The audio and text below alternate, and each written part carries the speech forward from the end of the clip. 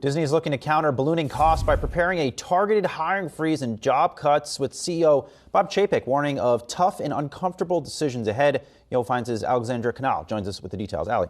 Hi, guys. Yeah, so it's been a rough week for Disney. We saw this miss on both the top and bottom lines, accelerated losses within the streaming division, $1.5 billion loss in Q4, and that followed a $1.1 billion loss in Q3. Disney says, look, Disney Plus, we're still on track to be profitable by 2024. How do you do that? Through cost-cutting measures. So CEO Bob Chapek, he wrote to division leaders on Friday. Yahoo Finance was able to obtain that company memo. And here's what we learned. Number one, the company has established a cost structure task force. Now, this will be headed by Disney CFO Christine McCarthy, General Counsel Horatio Gutierrez, and then Chapek. And these three individuals will be making those big objective decisions when it comes to cost management. Chapek said that they've already undertaken a rigorous review of the company's content and marketing spending, so that's likely to change. Chapek also warned of potential layoffs. He said it's very likely that we're going to have to let people go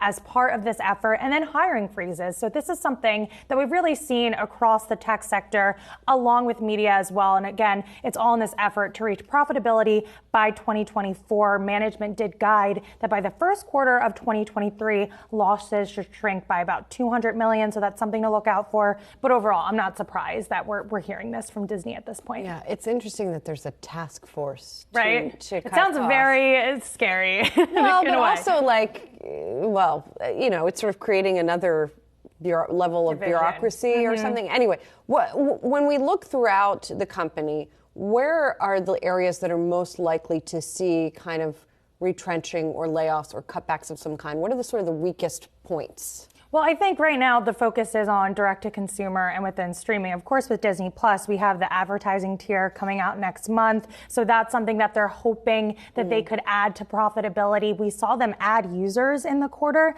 but that's clearly not enough. We have high content spend. We have these various macroeconomic challenges that's obviously weighing on the advertising sector as well. So I think they're going to take a hard look across all of their streaming divisions, Disney Plus included, and really look at their content, strategize how much they need to be spending on these various different movies and TV shows. Do they need to focus on more Star Wars content or more Marvel? Or perhaps maybe we need to focus completely differently. Maybe we need to attract a new type of user onto the platform as well. So I'm curious to see what will come out of this, but definitely things are going to change.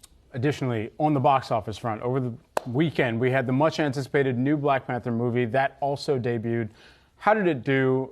AMC CMO Adam Aaron, or CEO, excuse me, the chief ape, if you will. He kind of is also the CMO, actually. Well, yes. The Freudian tweet. slip, but still accurate there. So what do we see over the course of this week? Oh, he was definitely happy. I mean, that stock was up as much as 10% earlier today. Shares have pared back a little bit now, but still up about 6%. But it was a big start for Wakanda Forever. The movie pulled in $180 million domestically. That was above expectations. It still didn't reach what we saw in 2018 with the original Black Panther that debuted to a $202 million opening. But the sequel, it had a little bit more going against it. They had a longer runtime of 2 hours and 41 minutes. We had the untimely passing of Chadwick Boseman. There was some concern that the more casual moviegoer, people that really loved him in that role, could maybe be a little hesitant to return to the theater. But we clearly saw that that wasn't the case. We actually saw more women come to the movie compared to some other Marvel films. 47% identifying as female, according to analytics platform Intelligence.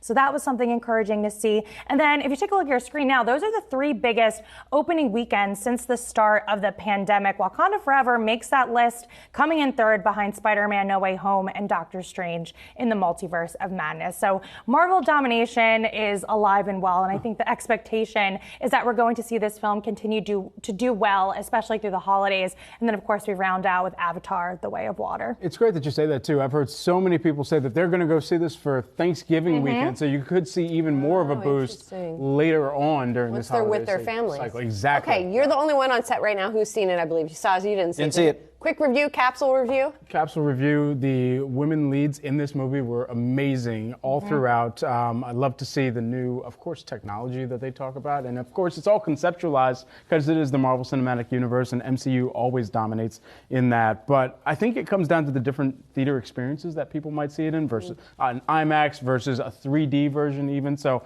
I don't know. I might actually go back and see this in do a IMAX. twofer. Nice. Yeah, I'll do twofer. Yeah, I think It's a IMAX different is the way to experience. go, too, just for the action scenes, the music, everything. I was sitting too close. I bought my tickets late, and so I was looking up like this the entire time. You had to get a massage after, bro. Oh, my Your goodness. neck is probably all torn up. I was not in the state for myself to be viewing a movie in that capacity. Okay, this is news I can use because I'm going to go see it this weekend. So got to get my tickets now to make sure that doesn't happen to me. Yeah.